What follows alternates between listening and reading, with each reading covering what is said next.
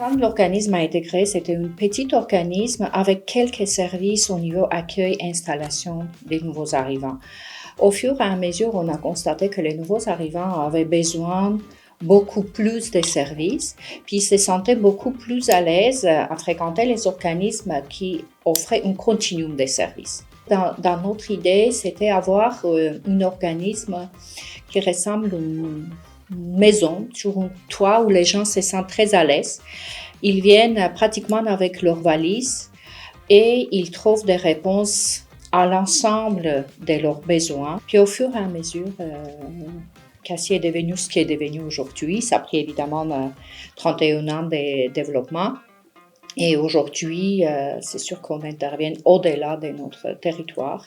Cassie est devenu un organisme qui a un mandat plutôt régional. On reçoit de la clientèle de partout du Québec, puis on est vraiment fiers pour cela.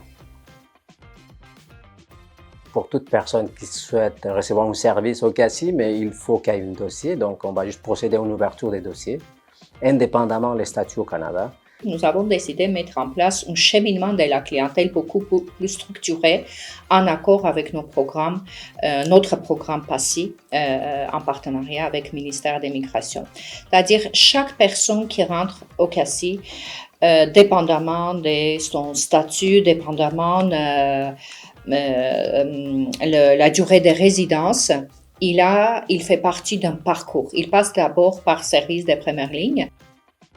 Notre rôle principal, on travaille dans l'accueil des nouveaux arrivants. Et quand je parle des nouveaux arrivants, c'est toute personne qui vient d'arriver au Canada avec un statut déjà permanent ou un statut temporaire. Donc, on va accueillir les personnes ou les familles. Dans l'accueil, on va parler plutôt d'un programme d'accompagnement. Donc, plus concrètement, les PASSI, programme d'accompagnement et soutien à l'intégration, c'est vraiment toutes les premières démarches d'installation. Tout ce qu'une personne, une famille a besoin de l'arrivée. Donc, tu recherches trouver un logement, trouver un emploi, faire une demande de carte d'assurance maladie, se renseigner sur les systèmes publics, finaliser peut-être des démarches d'immigration qui sont encore en attente.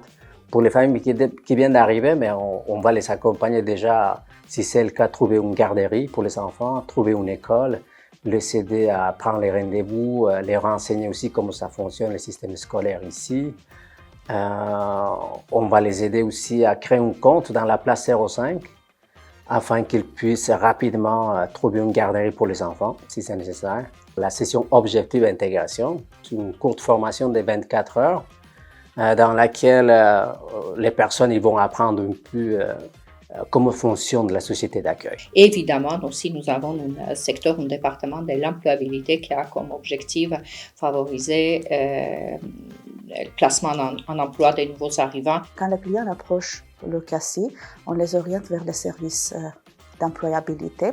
Donc, à chaque client, un conseiller en emploi ou une conseillère en emploi est assigné.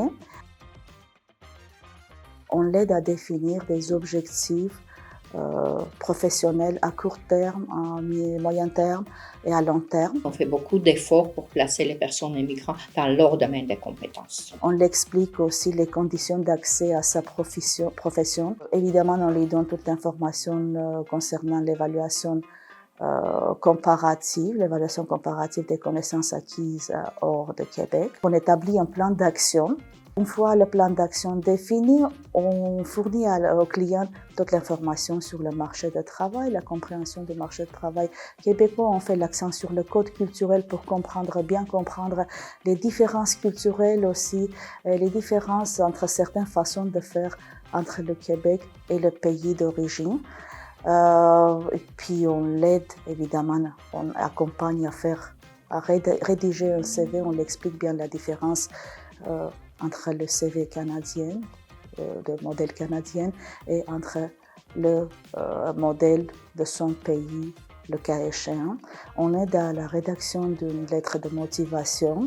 On montre les sites de recherche d'emploi. Évidemment, notre rôle aussi, c'est de le préparer pour l'entrevue d'embauche. On travaille donc beaucoup sur la connaissance de soi afin que notre client puisse regagner la confiance en soi. Nous organisons beaucoup d'activités de groupe aussi. Nous organisons des ateliers de recherche d'emploi. Nous organisons des soirées de réseautage, des salons de l'emploi.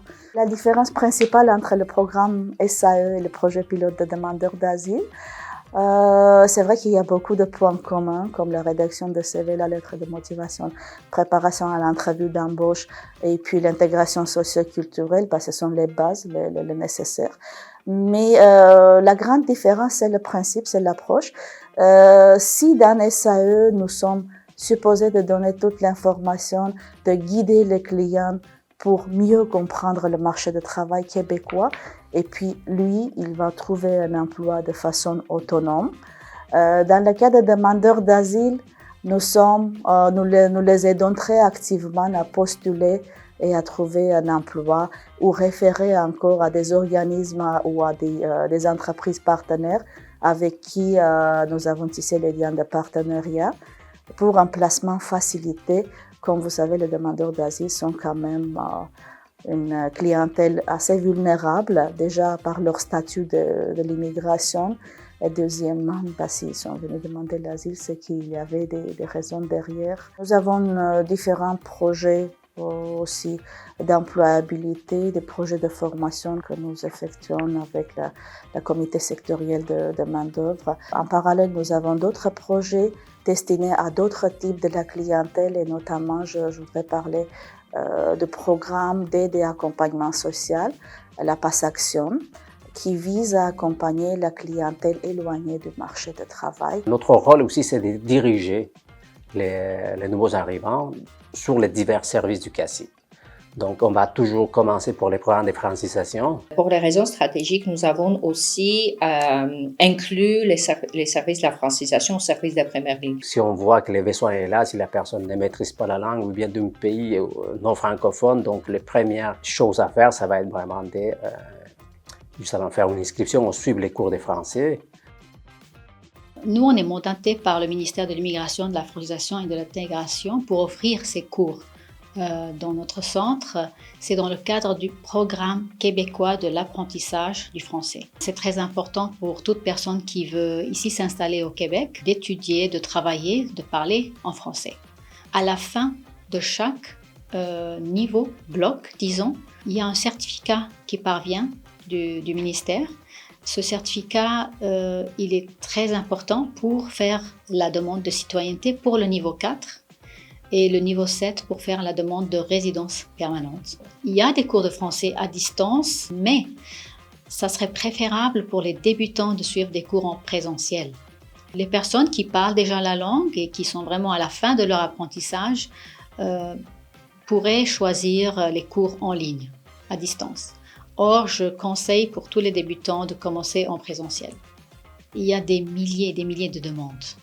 Et le gouvernement essaie toujours d'ouvrir de plus en plus de classes et d'embaucher encore de plus en plus de professeurs pour subvenir à cette demande croissante. Donc, grâce à ça, au CACI, on nous offre ou on nous autorise de plus en plus de groupes de francisation. Et il me semble que c'est le cas dans tous les autres organismes aussi, parce qu'on a vraiment une demande croissante d'apprentissage en français au Québec. Les CACI aussi, c'est comme un pont entre les personnes qui viennent d'arriver et les services publics en général. Mais pour avoir accès au volet 2, mais il n'y a pas un temps défini. Parce que si on entend les processus d'intégration comme quelque chose de personnel, individuel, donc ça dépend toujours du parcours de la personne, de la famille. Donc la personne a déjà vécu 1, 2, 3 ans au Canada, donc a besoin encore de soutien en tant qu'immigrant. On va faciliter un peu la tâche pour les intervenants qui sont plus à la deuxième ligne. Eux s'occupent plus des démarches post-installation. Donc ce n'est plus l'installation, c'est post-installation. La deuxième ligne a responsabilité à répondre aux besoins qui ont été identifiés par les intervenants de première ligne. C'est pour qu'il y ait plus longtemps, jusqu'aux 10 ans, 15 ans, comme vous voudrez. Même si vous êtes ici de naissance, on vous aide. Sauf que les Canadiens de naissance, ils ne sont pas admissibles au passé. C'est surtout ceux qui sont issus d'immigration, qui sont admissibles au passé volet 2 pour les aides individuelles et activités de groupe. Les personnes peuvent aussi simultanément participer à toutes les autres activités socioculturelles, que ce soit pour les femmes, pour les personnes âgées, pour les proches aidants, pour les jeunes, les sujets qui touchent leur intégration, que ce soit connaissance des systèmes scolaires, le système de santé, etc. Nos intervenants, ils donnent les services selon le besoin de nos clients, selon le statut aussi. Surtout pour les travailleurs qualifiés, les personnes protégées, on fait le renouvellement des permis de travail. On fait les demandes de résidence permanente, les demandes de CSQ, le certificat de sélection du Québec. On fait la demande aussi pour les cartes d'assurance maladie, d'autres petits processus d'immigration ou même pas dans l'immigration, les changements de permis de conduite pour nos clients, l'ouverture des comptes bancaires. On est en collaboration avec Desjardins.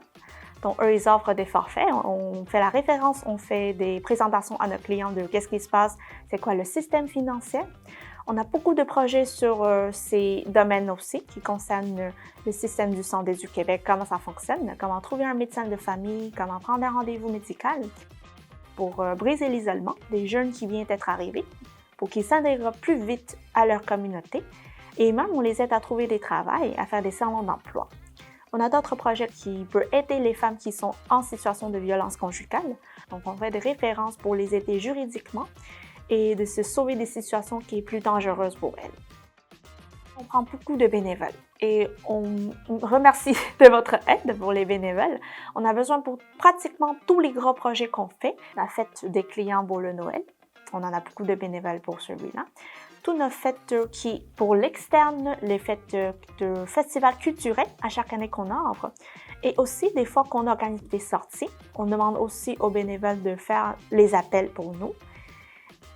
On a aussi des bénévoles pour les ateliers de conversation que nous organisons. Ce n'est pas le MIFI qui le fait. Et d'autres choses, c'est pratiquement pour tout. Pour la traduction, pour les sorties, pour les suivis, n'importe quoi. On a beaucoup de bénévoles qui s'engagent là-dedans. Donc, à chaque année, on commence la période des déclarations d'impôts vers la fin février et on termine plus tôt que le Revenu Canada et le Revenu Québec. Donc, on va s'arrêter normalement mi-avril, dépendant du nombre de déclarations qu'on reçoit, parce qu'on veut aider le plus du monde possible. Sauf que nous, ici, on fonctionne avec des bénévoles pour la déclaration d'impôts aussi. Tous les statuts sont acceptés. Donc, vous pouvez arriver avec tous vos feuillets d'impôts. Donc, dépendant de votre situation, nous allons préparer votre déclaration et à la fin de la déclaration, les intervenants ont appelé les clients pour venir chercher leurs documents ici.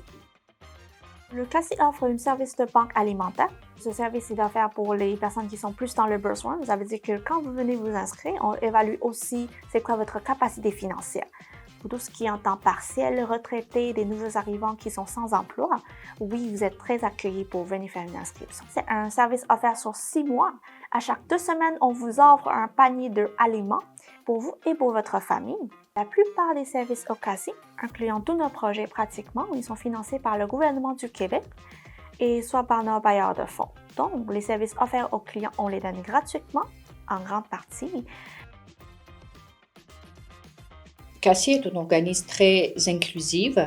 On reçoit des personnes indépendamment de leur statut. Ça inclut les demandeurs d'asile, ce qui fait qu'aujourd'hui, seulement en 10 mois, on a reçu presque 8 000 demandeurs d'asile. C'est énorme. On a aussi ici volet 4 pour les demandeurs d'asile. Sauf que dans le passé, on présente seulement les services pour l'aide au logement, mais au CACI, on présente toutes sortes de services. Pour les 4, c'est carrément ça, la recherche de logement.